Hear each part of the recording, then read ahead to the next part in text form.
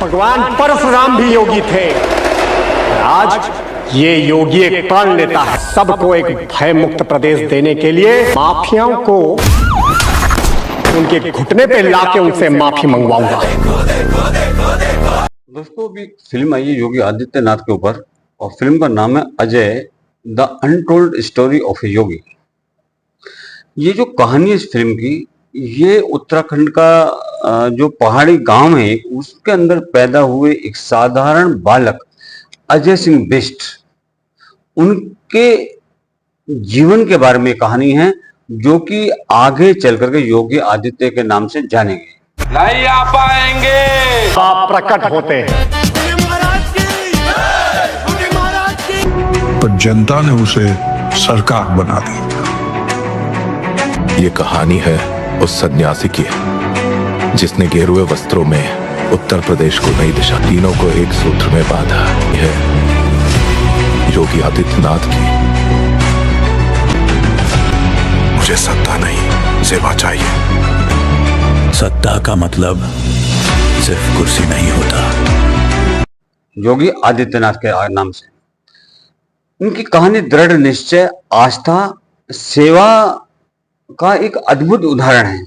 और ये जो कहानी है केवल एक व्यक्ति के राजनीतिक सफर की कहानी नहीं, बल्कि उस आध्यात्मिक साधक की भी है जिसने कठिन रास्ते चुनकर समाज के लिए काम किया।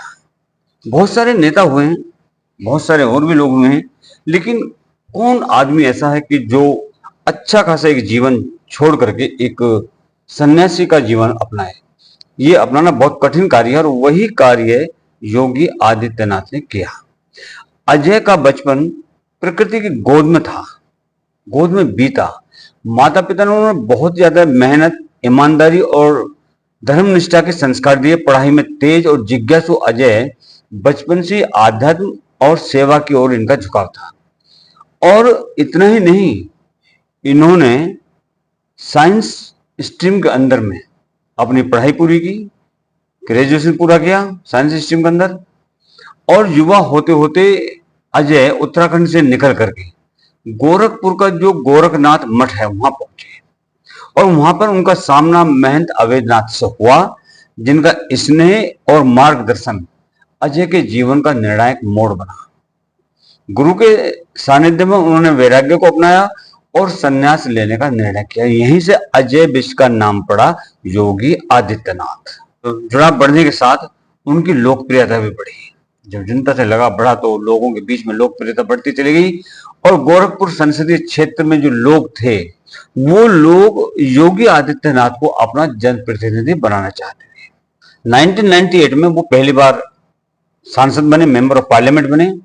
और ये कदम केवल सत्ता की चाहत नहीं बल्कि जनता की समस्याओं को जो समस्या है उनको व्यापक स्तर पर हल करने का साधन था। संसद में उन्होंने कानून व्यवस्था, विकास और सांस्कृतिक पहचान जैसे मुद्दों को मुखरता से उठाया। और इस व्यक्ति को संसद के अंदर भी तिरस्कार सहना पड़ा था। और वो तिरस्कार था जो इस देश के राजनीतिक नेता हैं, जो मेंबर ऑफ पार्लियामेंट से, उन्होंने संसद भवन के अंदर में ही योगी आदित्यनाथ को तिरस्कृत किया था। राजनीति में इनका रास्ता इतना आसान नहीं था। बहुत सारे विरोध, आलोचना और कई बार कटु आरोपों का सामना करना पड़ा योगी को।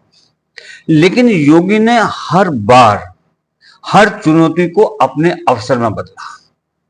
अनुशासन, कठोर परिश्रम और स्पष्ट विचारों से उन्होंने अपनी अलग पहचान बनाई। और उसके बाद 2017 में उत्तर प्रदेश के मुख्यमंत्री का पद संभाला। मुख्यमंत्री पद की जिम्मेदारी जो मिली इनको, वो उनके जीवन का अगला महत्वपूर्ण अध्याय था। राज्य की जनसंख्या, कानून व्यवस्था और जो विकास संबंधी चुनौतियां विशाल थी। उन्होंने कानून व्यवस्था सख्त करने, निवेश बढ़ाने और बुनियादी सुविधाएं सुधारने के लिए कई नीतियां लागू की।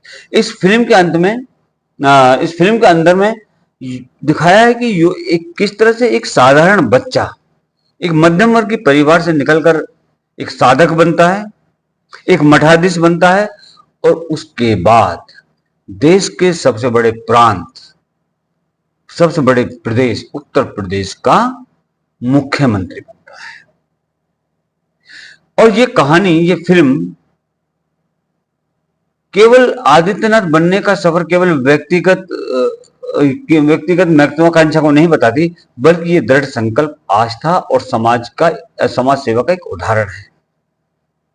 और हिंदी सिनेमा या क्षेत्रीय जो फिल्में हैं, आपने देखा होगा अक्सर कि आज तक, चाहे वो नेशनल लेवल के हिंदूवादी नेता रहे हों या क्षेत्रीय हिंदूवादी नेता रहे हों, आज तक उनके ऊपर जितनी भी फिल्में बनी, कोई भी फिल्म ब्लॉकबस्टर नहीं बन पाई।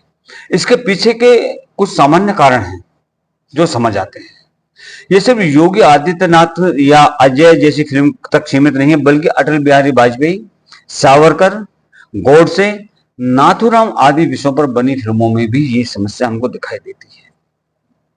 उसका कारण क्या रहा है कि आखिर ये फिल्में क्यों हिट नहीं होती? उसका कुछ कारण जरूर होगा। कारण इसका क्या है कि जो आज का समाज है, जो आज के लोग हैं, उनको कुछ ऐसा चाहिए मनोरंजन वाला परोसा जाए कि आम ऑडियंस को गाने मिले, उसके अंदर में रोमांस मिले, हास्य या एक्शन का मिक्सचर होना चाहिए। लेकिन जो फिल्में जीवन आधारित होती हैं, गंभीर फिल्में होती हैं, उनको लोग कम पसंद करते हैं। और पसंद ना करने वालों में वो लोग हैं जो सेकुलर हैं, जो इस देश की माइनॉरिटी है, जो अपना को माइनॉरिटी कहते हैं, मतलब जो इस्लामिक लोग हैं, वो किसी भी हिंदूवादी नेता या हिंदूवादी फिल्म को पसंद नहीं करते। और हिंदुओं के अंदर भी लोग बाग बहुत ही ज्यादा सेकुलर हैं और वो सेकुलर इस टाइप की फिल्मों को देखना पसंद नहीं करते। और जो बाकी हिंदुओं का तबका बचता है, वो तबका अपनी माली हालत की वजह से कह ले या दो वक्त की रोटी इकट्ठा करने के चक्कर में लगे हुए हैं, वो उसमें लगे रहते हैं, लेकिन इस टाइप की फिल्में वो नहीं देखते। और इस टाइप की फिल्में ना देखने का असर क्या होता है कि हमारी संस्कृति के ऊपर, हमारे विचारों के ऊपर और हमारी समझ के ऊपर असर पड़ता है सेकुलर लोगों का, इस्लामिक धारणाओं का और कांग्रेस जैसी सेकुलर पार्टियों की मेंटलिटी का असर पड़ता है। और फिर हम बाद में कहते हैं कि ये गलत हो रहा है हमारे साथ। दूसरा इसका कारण जो मेरे को लगता है कि हिंदूवादी नेताओं पर जो आधारित फिल्में हैं, वो अक्सर चुनावी और धार्मिक विवादों में घिर जाती हैं। और एक बहुत बड़ा तबका है इस देश के अंदर में जो कि इस टाइप के विवाद खड़े करता है। रिलीज होने से पहले ही सोशल मीडिया पर पक्ष विपक्ष, एंटी अपोजिशन और सपोर्टिंग दोनों तरह की राजनीति शुरू हो जाती है, जिससे पारिवारिक या तटस्थ दर्शक दूर रहते हैं। ये बहुत ही गलत चीज है। विरोध या सेंसर से जुड़े मामले स्क्रीनिंग और प्रचार को भी सीमित कर देते हैं। ये भी एक बड़ी समस्या है। और इसलिए मैं ये कहता हूं कि ये जो फिल्में हैं, जो योगी आदित्यनाथ की बायोपिक बनी है, इसको आप सिनेमा हॉल तक जाइए, जाकर के देखिए, वहां पर आपको असलियत पता चलेगी कि क्या है योगी आदित्यनाथ।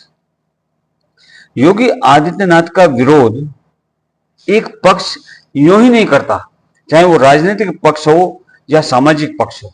योगी आदित्यनाथ में कुछ खास है, इसलिए एक बहुत बड़ा जो पक्ष है इस देश का, वो योगी आदित्यनाथ के विरोध में खड़ा होता है। और वो पक्ष चाहे राजनीतिक हो, चाहे सामाजिक हो, चाहे जुडिशियल हो, ये सारे के सारे योगी आदित्यनाथ के खिलाफ ऐसे नहीं खड़े होते हैं क्योंकि योगी आदित्यनाथ में कुछ खास है, इसलिए ये लोग योगी आदित्यनाथ के विरोध में हैं। दूसरा जो एक कारण और मेरे को लगा कि ये क्यों नहीं हिट हो पाती ये फिल्में, गहन राजनीतिक धार्मिक विषयों पर लोग डॉक्यूमेंट्री या ओटीटी पर देखना पसंद करते हैं और सिनेमा घर में टिकट खरीदने से बचते हैं। भाई, अगर आप चाहते हो कि ये देश हिंदू राष्ट्र बने, या आप ये चाहते हो कि इस देश के अंदर में हिंदूवादी सरकार रहे, तो फिर आपको घर से निकल करके सिनेमा हॉल तक जाना पड़ेगा और ये फिल्म देखनी पड़ेगी। मैं इस फिल्म को का रिव्यू ऐसे नहीं कर रहा, ना तो मेरे को इस फिल्म से कोई फायदा ना नुकसान, लेकिन मैं चाहता हूं कि योगी आदित्यनाथ को लोग सपोर्ट करें, मोदी जी को लोग सपोर्ट करें, तभी ये देश में कुछ हो सकता है, अन्यथा जैसा चल रहा है ये वैसा ही चलता रहेगा। अभी आप देखिए दूसरी तरफ, आज तक किसी भी इस्लामिक लीडर ने, मौलाना ने या मौलवी ने कभी किसी भी आतंकवादी को, कोई भी रहा हो चाहे, किसी को भी गलत कहा कभी नहीं कहा। या तो वो बोलते नहीं, या अगर बोलते हैं तो वो उन सभी आतंकवादियों के सपोर्ट में खड़े होते हैं कि ये व्यक्ति इस तरह से अच्छा था, ये व्यक्ति इस तरह से अच्छा था। मतलब उनको उग्रवादियों के अंदर, आतंकवादियों के अंदर भी उनको एक अच्छाई नजर आती है। और लेकिन हिंदू एक ऐसा समाज है जिसके अंदर में, एक योगी के अंदर भी बुराई नजर आती है, और ये सत्य है। इसलिए मेरा निवेदन है सभी लोगों से कि घर से निकलिए, सिनेमा हॉल तक जाइए और इस फिल्म को देखिए। ये फिल्म अगर हिट होती है तो इसके जो बनाने वाले हैं, इसके जो मेकर्स हैं, इसके जो राइटर हैं, उनकी हौसला अफजाई होगी, उनको आगे भी इस टाइप की फिल्में बनाने की हिम्मत पैदा होगी। तो मेरा सभी से निवेदन है कि घर से बाहर निकलिए और योगी आदित्यनाथ के ऊपर बनी हुई इस बायोपिक को आप जरूर देखिए। जय हिंद, जय भारत, जय श्री राम।